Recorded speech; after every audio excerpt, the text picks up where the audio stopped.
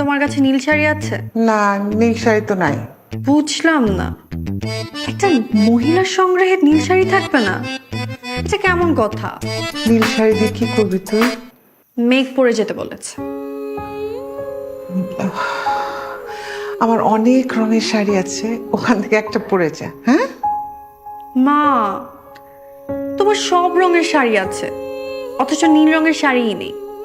এখন বুঝলা তো তোমার রুচি কত খারাপ? আমার রুচি খুব খারাপ, জঘন্য। এখন তোর নীল শাড়ি লাগবে? হুম।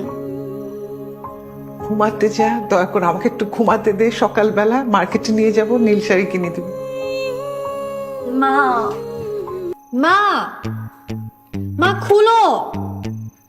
খুলি খুলি, আবার কি হলো? আমি ঠিক করেছি আমি আমার ঋতু নাম পাল্টে ফেলবো। আমার নাম রাখবো বৃষ্টি।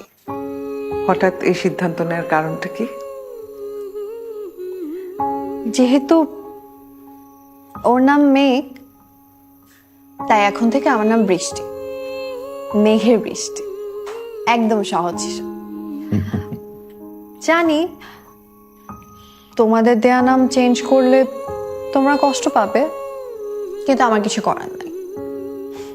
এতদিন এত কষ্ট করে তোকে বড় করলাম, এত সুন্দর দেখে একটা নাম রাখলাম, এই কোথাকার কোন ছেলের জন্য আজকে তুই তোর নামটা পাল্টে ফেলবি? মা, এটা তুমি কি বললা? কেন? কোথাকার কোন ছেলে মানে? শোনো, তোমাকে একটা কথা স্ট্রেট বলি, আজকের পর থেকে কখনো ওকে নিয়ে কোনো উল্টাপাল্টা কথা বলবা না। আরে আমি তো মজা করে বলেছি। না, তুমি ওকে নিয়ে মজা করে কোনো কথা বলবা না। মা, তুমি জানো আমি কল্পনায়, স্বপ্নে ঠিক যেমন মানুষকে চেয়েছি, ও ঠিক সেরকম, একটু কমও না, একটু বেশিও না।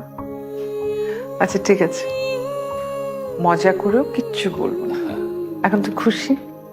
খুশি। আমরা একটু ঘুমাই, অনেক রাত হয়েছে।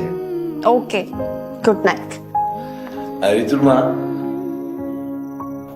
ও সরি, বৃষ্টির মা, আমাকে গ্লাস পানি দাও তো।